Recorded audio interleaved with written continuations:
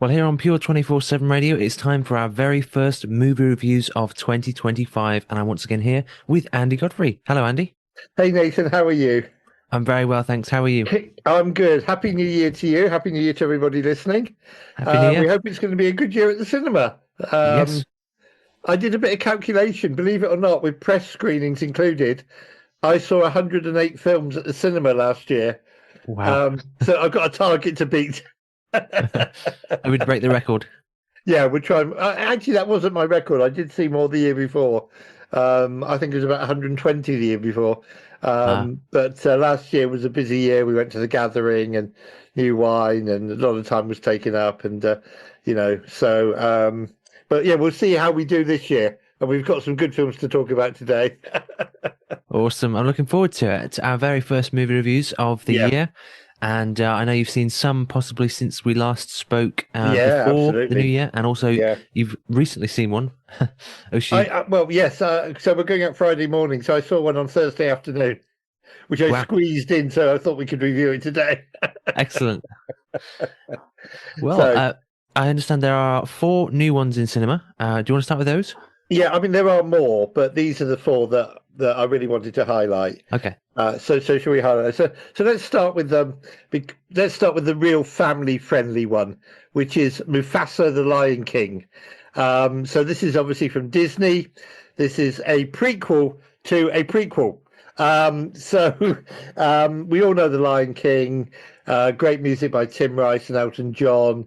Wonderful animated film. A couple of years ago, Disney made a live action version of The Lion King. They inserted a new film in it, and it was terrible. It flopped. I mean, it absolutely did no business at all at the cinemas. I think it was in cinemas for about a week, and that was it. And one of the real big problems was lions' mouths do not move in the same way as your mouth moves and my mouth moves. And they couldn't get it was no way convincing watching these lions singing and talking.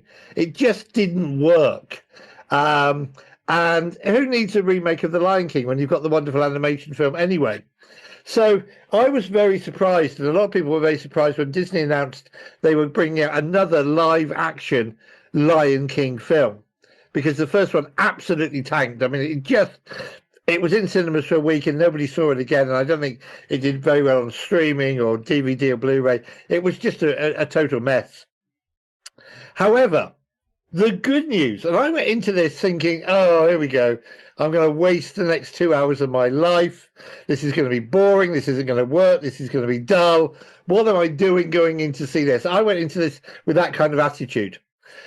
And I came out pleasantly surprised. They haven't fixed the problems of lions talking and singing.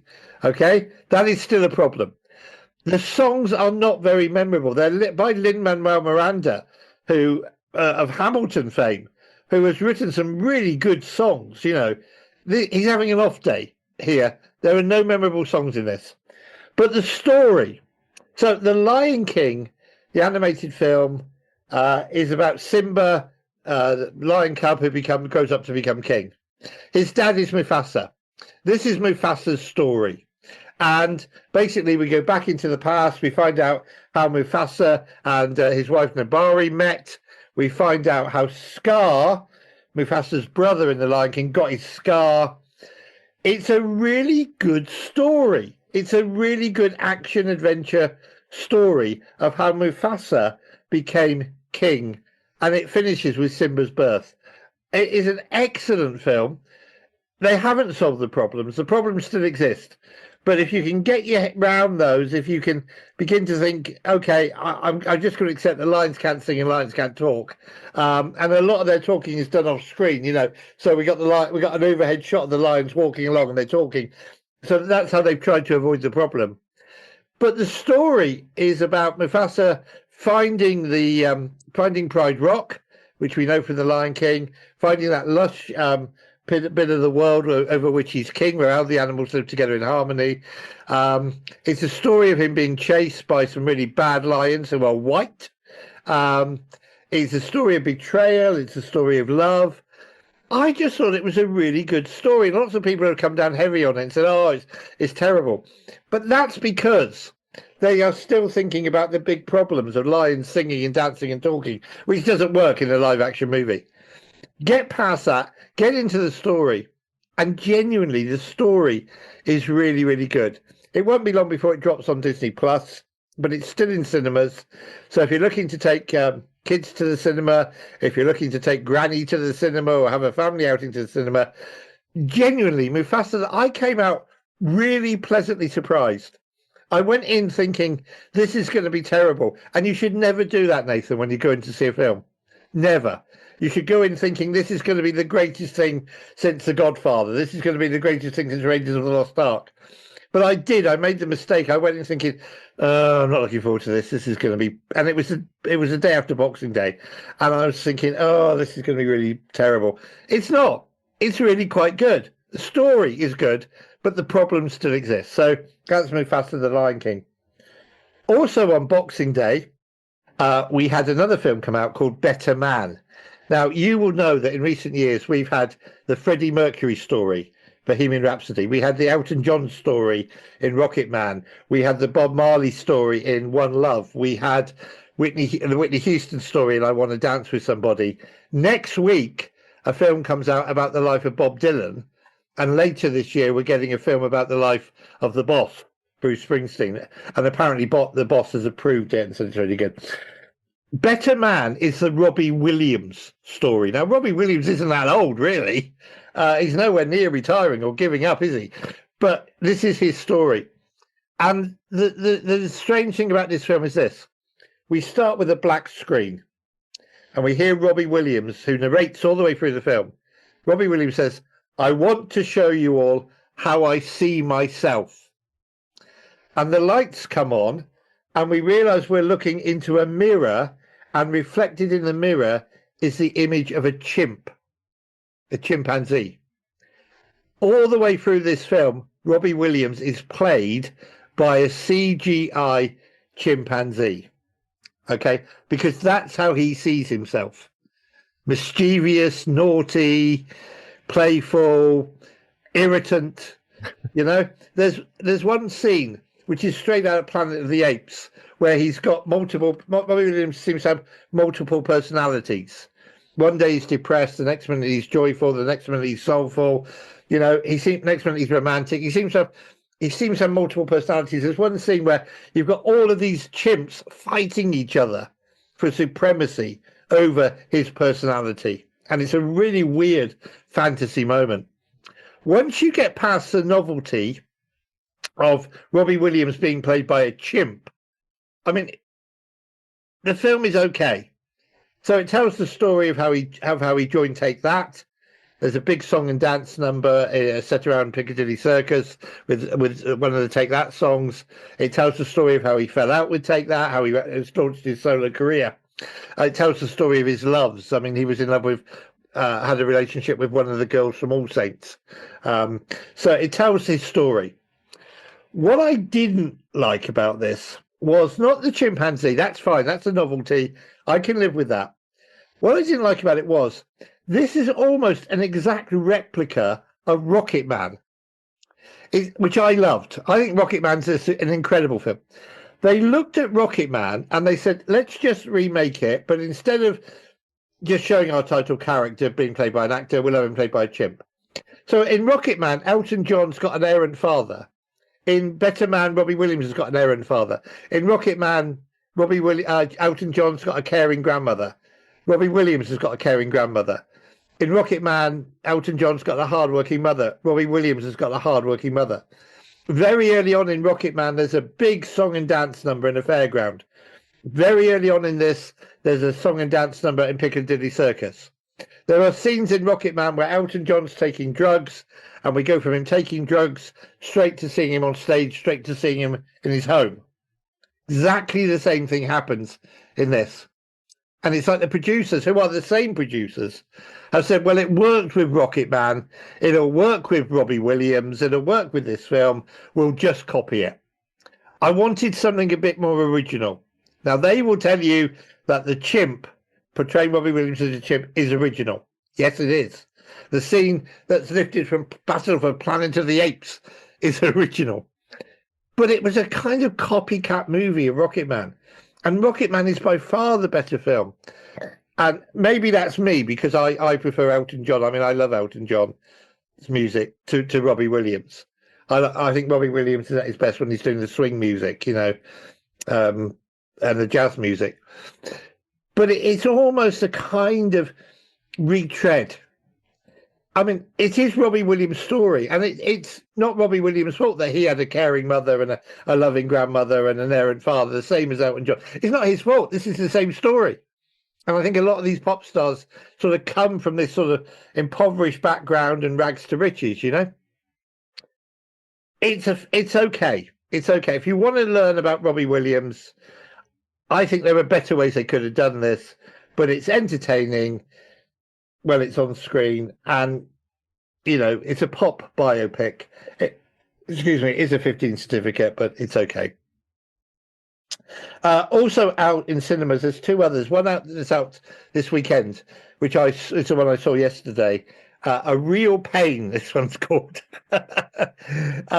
This is a simple film. This is a simple film about two cousins going on a road trip around Poland to find their grandmother's home. They're Polish origin. They go to Poland to find the house where their grandmother grew up, two cousins. One of them is a bit reckless and a bit fun-loving and is carrying weed with him. The other one is more serious and more down-to-earth. And it's basically just these two on a road trip around Poland. Now, I spent many, many hours of my life in Poland when I used to work as a missionary in Eastern Europe. And so it brought back many memories for me. It's a very joyful film. It's a lovely film. It is a happy film. It is a film that makes you think. There's a scene set in a concentration camp, not Auschwitz, but there's a scene set in a concentration camp that is very sober, very thought-provoking, brings you back down to earth with a bump. But honestly, I really, really, really enjoyed it. It's called We Live in Time. It is a 15 certificate because there's some drugs misuse. But honestly, to goodness, just an enjoyable time in the likable company of two people. So Jesse Einsberg is one of them. He wrote and directed this. He's a great actor. He's been in a number of really good films over the years. And I thought that A Real Pain was really good. It's only 90 minutes, hour and a half out of your life. And I thought that Poland was beautifully shot. Poland's a beautiful country. I mean, I've traveled all over Poland. Poland is a beautiful country. And I really, really enjoyed this look at what two Americans viewing a different culture, basically, and having to come to terms with a different culture and having to come to terms with the Holocaust as well. There's lots of stuff in there about the Holocaust. So that's out in cinemas today, Real Pain, which I enjoyed. And the other one that's in cinemas that we'll just mention is a film called We Live in Time. Now, this stars Andrew Garfield, better known for playing Spider-Man in earlier years, and Florence Pugh. Andrew Garfield is going through a divorce. He's an executive with Weetabix, and he's going through a divorce, and he's not concentrating one day, crossing the road, and Florence Pugh runs him over. And she takes him to hospital, and he's kind of in a brace, and the two of them end up falling in love. And again, a simple story of love, romance. They fall in with each other, they fall out with each other. She develops cancer, and the story of how they cope with that, and can they have children or not. So again, a domestic romantic love story. My biggest problem with We Live in Time was that if you've seen the trailer, you've seen the film. I mean, I don't know sometimes what editors and production companies are thinking when they put some trailers out. I have a real problem. I actually now try to make it a policy to arrive at the cinema as the trailers are ending. Because sometimes when you see a trailer these days, they are giving away so much plot information. I mean, there was a film came out a couple of years ago, an action film starring Liam Neeson. They actually showed the end scene in the trailer, the big surprise, big jolted end scene, and you think, what? And it's true, particularly with horror films. When you see a trailer for a horror film, they often show you where the jumps are, where the jump scares are, and so you're sitting watching the film and thinking, "Oh, so and so's going to pop out in a minute," and so, and they do, And I have a real beef with whoever puts trailers together. Yes, they want people to come and see their film, but I avoid trailers like the plague these days if I can, because they give away so much. But that said, We Live in Time is a domestic romantic. It's a kind of comedy. It's a drama. Just say she gets cancer. Um, Quite enjoyed it. Quite enjoyed it.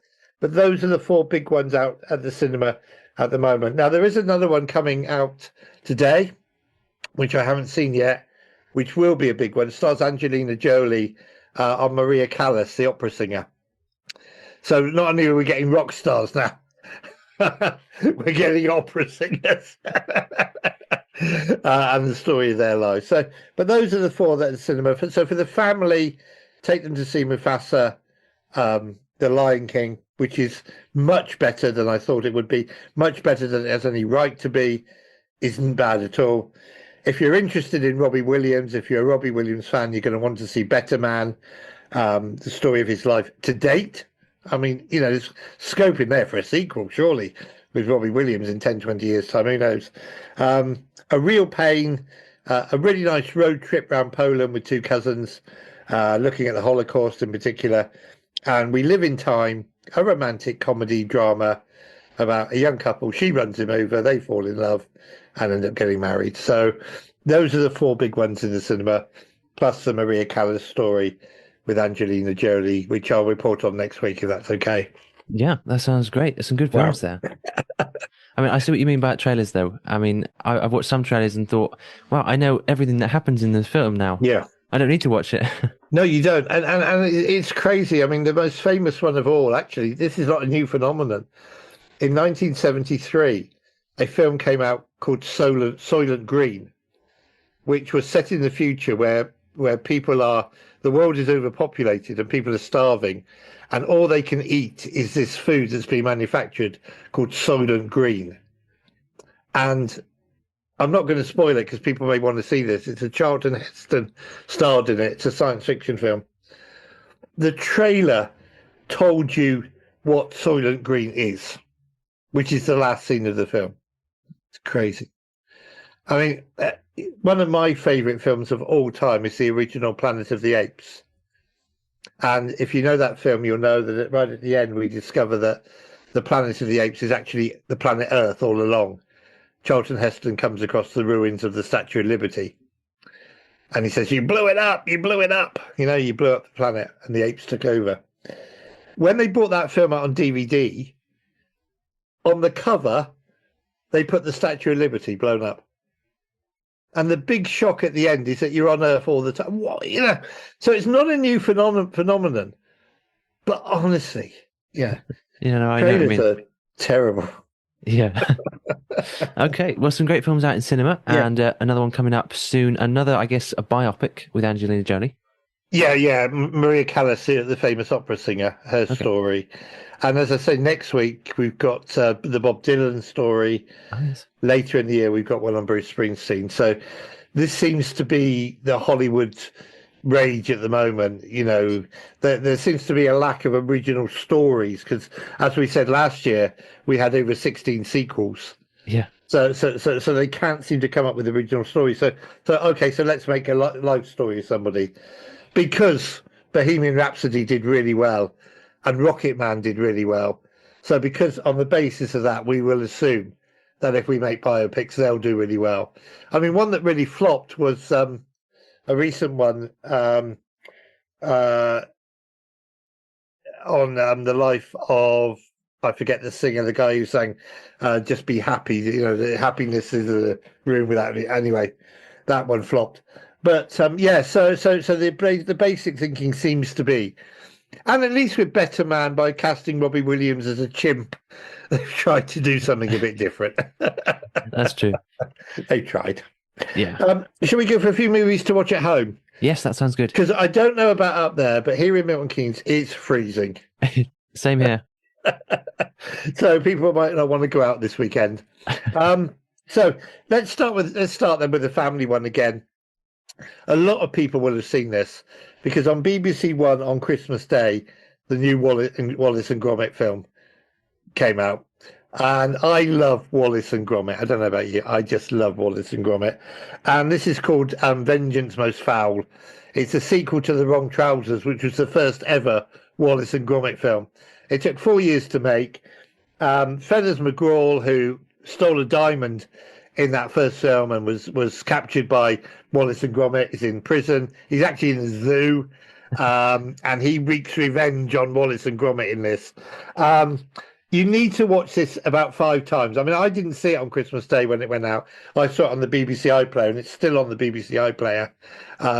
So you can watch it on BBC iPlayer. There's so many background jokes in this. I mean, you know, I miss loads. And watching it again for the second time, I saw so much that I missed. And I am convinced that when I watch it for the third time, and I will, because it's Wallace and Gromit, because it's fun, because it's terrifically enjoyable, I will see more stuff, you know.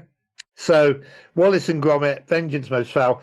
One of the things to look out for with Wallace and Gromit always is you can see the fingerprints sometimes in the plasticine, in the clay, you know. And I just love that. They're not too bothered about that. But Wallace, I mean, it got great viewing figures on Christmas Day. It got great viewing figures on the iPlayer. I mean, we all know Gavin and Stacey was the most watched Christmas programme in years. But Wallace and Gromit was pretty close behind it and did really, really well. Wow. So that's still on the BBC iPlayer. I would heartily recommend that. Get the family round, bowl of popcorn, freeze frame it. There are times when I was freeze framing because there's stuff going on in the background, you know. Gromit's reading a book. And what's the title of that book? Oh, it's really funny, you know. So Wallace and Gromit, absolute must. Also to watch at home, there are 2 documentaries about 2 great actors. So one is called, it's on Sky Documentaries for those who've got it. It's called Super Stroke Man, the Christopher Reeve story. Now, we all know that Christopher Reeve played Superman, and Christopher Reeve was my Superman. I remember going to see the Christopher Reeve movies and absolutely loving them. Margaret Kidder was fantastic as Lois Lane. This is a documentary about Christopher Reeve's life, particularly focusing on his accident that he had, where you will know he fell off a horse and he landed on his head and he broke his neck. And for the rest of his life, he was paralyzed. Following that accident and following a degree of recovery, Christopher Reeve did so much good work to raise awareness for disabled people. I mean, he raised millions of pounds. He started the Christopher Reeve Foundation. Hospitals changed the way they operated with disabled people because of Christopher Reeves. So much. It is a fascinating documentary. It's really well put together. It is a documentary that features his friends, features his wife talking, features clips of him talking, because of course he passed away sadly.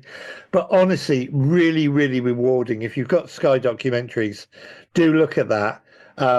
Because I mean, Christopher Reeves was in a number of really good films, but everybody only ever thinks of him as Superman. You know, the other films that he was in tend to get forgotten in the light of the Superman movies. And it has to be said, Superman 3 and 4 flopped. They weren't very good. But Superman the movie and Superman 2 was in my all-time top 10 for a very, very long time. I absolutely loved it. And I cried through this. You know, you see Christopher Reeves having this accident, falling off his horse, landing on his head, breaking his neck. Such a gentleman. You get the impression of a real gentle man who loved his family, wasn't necessarily concerned about fame and fortune, but when he did get acting roles, just wanted to do the best job he could, and did so much to raise awareness for disabled people. And literally, there are people walking today who couldn't walk, who broke their necks because of the work he did and the foundations and the hospitals he set up. So it's really rewarding documentary, well worth watching. The other documentary, and this one's on the BBC iPlayer, so access for everybody probably, is called From Roger Moore with Love. Now, the first James Bond film I ever saw at the cinema was The Spy Who Loved Me. So I grew up watching Roger Moore as James Bond. And again, Roger Moore was so much more than James Bond, but everybody thinks of him as James Bond, you know? And this is the story of his life. This, again, is the story of his career. It's the story of his family. It's the story of how he passed away and what happened and the effect that had. So, two great documentaries, really, really good, about two great actors. And obviously, being interested in cinema, I wanted to watch them anyway. But you should just watch them anyway. You should just watch them, because really revealing insight into the life of these two very famous men who played such iconic roles, Superman and James Bond. You don't get more iconic than that, you know. Yeah. So from Roger Moore with Love, and it's on the BBC iPlayer. Really worth seeing. And then just two more, if we got time, just to mention at home. So the first one is a film called Carry On. This is on Netflix. Taron Egerton, who played Elton John in Rocket Man, which we were just talking about, is a security officer at an airport. And he's sitting there, and you know where the bags go through the scanner. So he's sitting there looking at bags going through the scanner, and somebody from the other side hands him an earpiece and says, "Put this in your ear." He puts it in his ear, and he hears a voice saying, "In a moment, a bag is going to go through your scanner. It's got a bomb in it. You must let it go, or we will kill your girlfriend.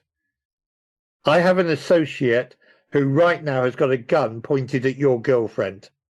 If you don't let this bomb go through your scanner, we're going to kill her." This is very much a take on Die Hard. This is kind of Die Hard light, really. And there's one scene that absolutely infuriated. My brother rang me up, and he was watching it, and it absolutely infuriated him because there's a plot twist that doesn't really work. That said, it's a good action thriller. If you're looking for a good action thriller, it's set on Christmas Eve, by the way, so a few weeks too late, maybe, but this is why Netflix brought it out.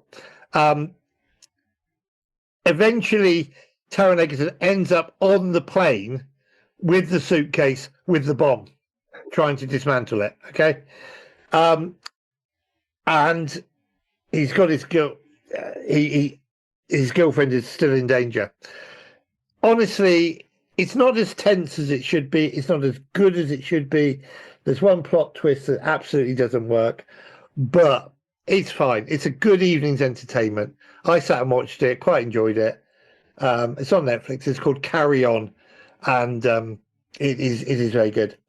The other one to watch at home, and I just had to mention this. Now, this will cost, because it's only available to rent at the moment. But guess what? Wicked is now available to watch at home.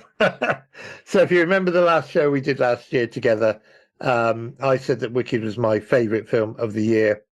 It won some Golden Globes the other week at the Golden Globes Award ceremony. Wicked is now available to rent at home. It's still in cinemas. In fact, doing the round in cinemas at the moment is a sing-along version with the lyrics appearing on the screen to the song. My daughter went to the sing-along version, and she said, "Dad, it was really good. It was lovely just seeing everybody having a great time and singing along." So she went to see Wicked, the sing-along version, but it is now available to rent at home, and you can get a bonus edition that's got a few behind-the-scenes documentaries. But those are the ones to watch at home. Definitely watch Wallace and Gromit, and watch it twice, watch it 3 times. I'm going to watch it a third time because there's so much going on in the background. You know, so many in-jokes. Yeah. Superman, Super Stroke Man, the Christopher Reeve story, moving and touching. From Roger Moore with Love, Carry On, which is a good thriller, and Wicked. So something for everybody to watch at home if you're not brave enough to go out into the cold. Absolutely. And yeah. So there you go, Nathan. Those are the ones that are at the cinema, and those are the best ones to watch at home at the moment, in my view. Awesome. Thanks so much, Andy. Great to hear from you again. Well, it's really good to be back, Nathan, and I'm really excited today. When we get round to March, I had some good news today. When we get round to March, there's a film coming out called Bonhoeffer, which is about the German theologian who was involved, it's alleged, in the plot to kill Hitler. He was a great theologian, great Christian. I don't know if you know this, but during the Second World War, Hitler had all Bibles removed from German churches, and they were replaced with another Bible that had an 11th commandment. And the 11th commandment that was printed into the Bible said, "Thou shalt obey the Führer." Wow. And Bonhoeffer was a theologian who, along with other Christian ministers and Christians in Germany, stood up against this and said, "You can't alter the word of God. This is wrong. This is, He ended up in a concentration camp for opposing the Führer, and was hung in a concentration camp. They've made a terrific film about his life. It's a brilliant film. I saw it last year, and it's not coming out until March this year. But I had a little note from the production company today, because I'd sent them a review saying they're going to use my quote on the poster. So that's pretty awesome. And it's going to go under the banner of Sorted. So our late great friend Steve Legg would be very proud. So I was really pleased with that news today. I'm going to be on the movie poster, and we'll talk about that nearer the time when it comes out, because that will be one of those films we will want to encourage everybody listening to Pure to go and see and support. Yeah. But yeah, no, it's great to be back, and look forward to next week, and we shall have some more new films to talk about next week. Excellent. Thank you so much, Andy. Speak again soon. Yeah, look forward to it. God bless, and God bless Pure. Pure 24/7 radio is listener supported, which means we are free, online and always pure because of the generous support of our listeners. If you would like to contribute financially, please visit pure247radio.org. If you'd like to find out how we use your money, please visit the Our Cost section. Any donation of any size will help keep us on air and broadcasting for free. Thank you.